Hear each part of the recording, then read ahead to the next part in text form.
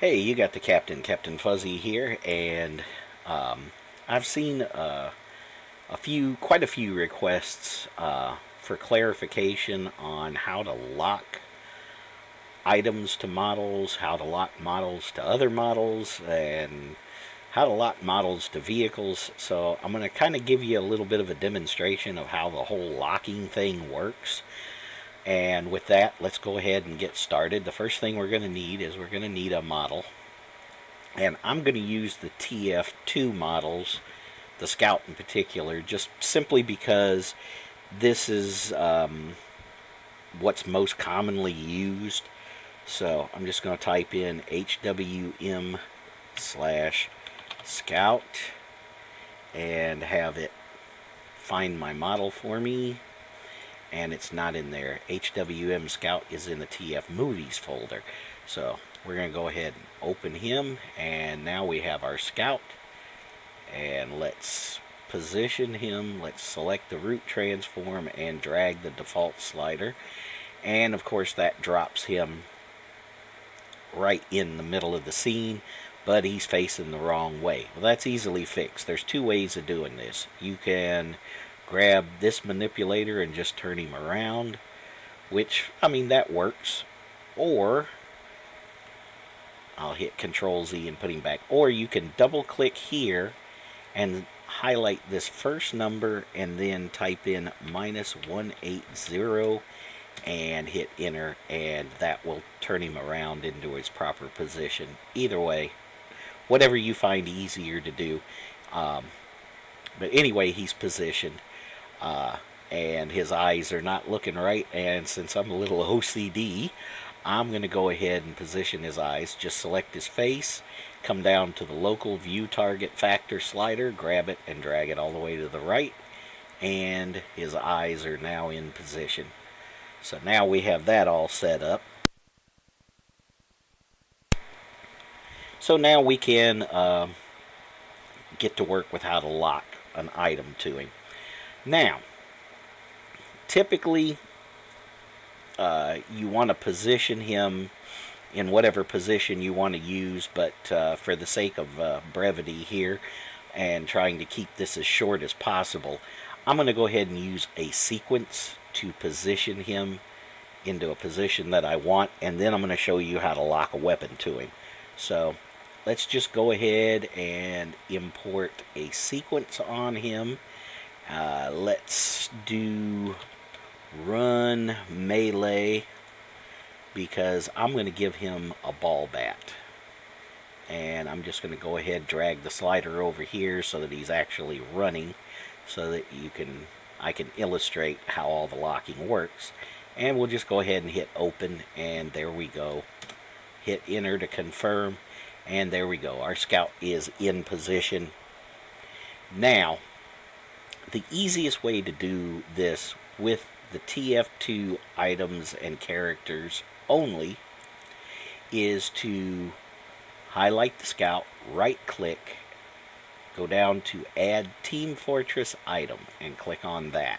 That will open up this window. Now, since I'm going to use his bat, that is a melee weapon, I'm going to go ahead and open up this, and right there at the top of the list is bat. And I'm going to go ahead and hit OK, and the bat spawns in position pretty much.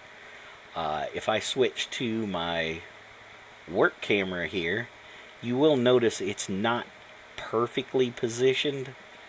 This is roughly where it should be, but again, like I said, it's not perfect. So if you need it to be perfect, it's as simple as selecting the weapon bone, and all these green dots in here, that's all animation, that's motion data. Don't worry about it. It's not going to bother it any at this particular stage anyway. And I'm going to select this manipulator, and I'm just going to roughly reposition the bat just a little bit, so that, and we want to hit it from a couple of different angles just so that we can get it to where it looks about right. And it's a little into his hand, so I'm going to go ahead and drag it out just a little bit. And that's not too terrible bad right there. So now that we've got all of that done, if I go back to my regular camera, I'm going to go ahead and hit enter and deselect everything. The bat's actually in a better position, and if we play his animation, the bat's locked to his hand, so now he's running with the bat. And locking with the TF2 characters, to be perfectly honest, is almost as simple as that. You can also, if I go back here, I'm going to Control Z and put him all the way back to here. Well, let's just put him in that position. You can also manually add the bat in, and I'll show you how to do that. We'll go ahead and pull this up, and we'll need to go to TF for this one, and we'll highlight that and we'll type bat. And what we are looking for is the weapons C models C bat. That's the same bat that I just spawned in the other way, but now we're going to do it this way. Now, what you want to do now is, as recommended on the forums, is select the scout and drag the scout to the bat and let go. That will leave the bat locked. Now, what you're going to want to do now is select the bat and drag the 0 slider. And what that does is drags the bat into position. Again, if we look at it, it's not perfectly positioned, but as I showed you before, you can reposition it. And then if we go in and play the animation again, he is running with the bat in his hand just like he did before. And is for TF2 characters and weapons and items is really the easiest way to do it. It's really that simple. Now let's suppose, for the sake of argument, that I want to lock the bat to a different character completely, one that's not a TF2 character. So let's go ahead and delete the scout. We'll just leave the bat there for now. And let's spawn in a new model. And I think I'm going to pick my favorite one. Okay, which is my little, whoops, spacesuit model. We'll go ahead and open him up, and we'll do him the same way. We'll select the root transform, and we'll drag the default slider. And once again, this is my preferred method, -180, and turn him around. And now we have the bat and this model in there. Now, to lock this manually, we need to first expand his arms, because we're going to lock it to his right hand, and we need to expand the body of the bat. And what we need to do is drag the hand to the root transform of the bat. Again, you'll get the lock on the bat, which is where you want it. Then what you'll do is select the root transform of the bat, and you're going to drag the 0 slider. And that, of course, does not position it properly. But that's due to the fact that I had animation on it previously. Actually, I'll tell you what. Let me delete the bat, and I'll just respawn the bat, and then I'll do it that way, because it will actually pull it on there. So, whoops. We don't want that. I have a bad habit of selecting the wrong things. We'll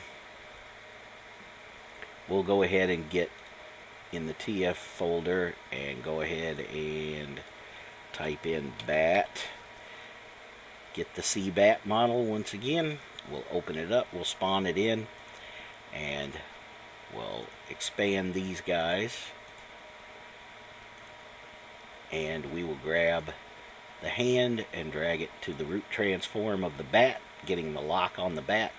Then we'll grab the root transform of the bat and slide that, and as you can see now it goes to his hand like it should.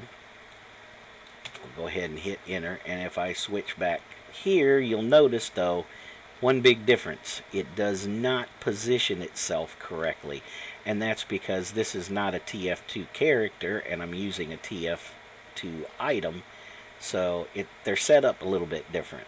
So what we need to do is reposition the bat, and for that all we simply do is just rotate it around to about where it needs to be and pull it into position, drop him down a little bit, move him back up a little bit, and grab him here, pull him back a little bit, because most people don't hold a bat in that fashion.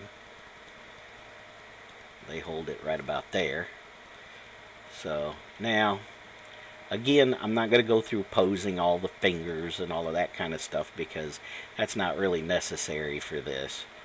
But the bat is now locked to his hand. And if I move his hand, as you can see, the bat's locked to it. And of course I can do the same thing that I did with the scout. I can go in here and select him, import a sequence. We'll just do a walking sequence, walk all moderate, and I'll go ahead and open that. And then if we play back the animation, the bat moves with his hand, and that's what you want. So when it comes to locking, that's pretty much how it's all done right there. It's pretty simple, pretty straight to the point. Now when it comes to locking to a vehicle, I'm going to go ahead and get rid of these, and I'm going to bring these in. I've already positioned him on the speeder bike, but nothing is locked together yet. So if I grab the speeder bike and move the speeder bike, well, guess what? He doesn't go anywhere. And if I grab him and move him, well, guess what? The speeder bike doesn't go anywhere. So see, they're not locked. So here's how you're going to do this. Now this is going to seem a little weird because for animation purposes, you actually kind of have to do things a little bit differently. But what I'm going to do is I'm going to drag the root of the spacesuit to the root of the speeder bike and put the lock there. That way, if I grab the speeder bike and drag it, actually I did that backwards. So let's do this the other way. Let's grab the root of the speeder bike and drag it to the root of the spacesuit. Now, if I grab it and drag it, he moves with him. And that's what you want. You want this to be able to move with it, to animate it. So now we're going to animate the speeder bike, but the suit is locked to the bike. So, quick little animation here. I'm going to go ahead and position the bike off screen. We're going to do our little animation here. I'm going to go ahead and grab this, and I'm going to show you how this works. Okay, we'll put him right about there. I'm now going to go in here to my graph editor. I'm going to hit M and place a keyframe. Now I'm going to drag this up about 3 seconds. And I'm going to move the bike all the way off camera to the other side of the screen.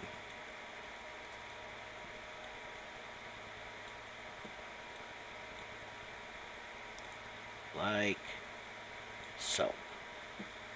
Now, if we go back, as you can see, he's still staying there. But if we go back to our regular camera and we play this back, there he goes. But you're going to notice something. You're going to notice when you do this, he's not staying perfectly in position, and there's a way to fix that. So what we got to do is put them back where they are, and now what's going to happen is I'm going to have to reverse the locks. Now this is just strictly for animation here. So now where he's at now, he needs to be locked to the bike. And right now he kind of sort of is, but not in the right way. So here's what you're going to do. You're going to select the spacesuit, and we're going to unlock transforms. And now what we're going to do is we're going to grab the root of the bike and drag it to the root of the model. Nope, backwards. We're going to drag the root of the bike, or drag the root of the model to the bike. We want the lock on the bike up here. Now, when you do that, that changes the lock. And now, if I switch the camera and I play it back, he rides on the bike. Perfect. If I play it back, I will show you. I'll just go ahead and get back here so you can see how this works. See, he's in perfect position on the bike, and if we play it, he stays in perfect position on the bike all the way through the animation. Now, I don't know why this works this way, but for some odd reason, if you try to do it to animate him in this fashion with the lock the way it is now, all it does is screw up. In fact, I'll show you. I can grab this and drag it, and I mean, that's fine and dandy, but what I'm dragging is the root of the spacesuit. If I grab the root transform of the bike and go to do it, well, guess what? The bike goes, but he doesn't. So it's really kind of weird. In order to position it and do the actual animation, you have to have the lock on the spacesuit. But then when you go to play it back, you have to reverse the lock so that he stays in the proper position. Otherwise, as you saw in the first demonstration, he won't stay aligned properly, and it's just a weird quirk with Source Filmmaker. For some odd reason, when you do that, it doesn't stay perfectly positioned, but now it does. So that's really the only trick to doing the animations, doing the lock with the animations that way.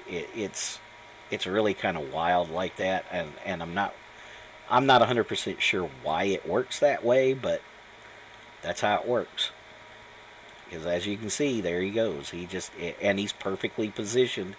He's not scooting around in the seat the way he does when you do it the other way. He's staying in the same position in the seat regardless of where the bike is. And so that's the trick to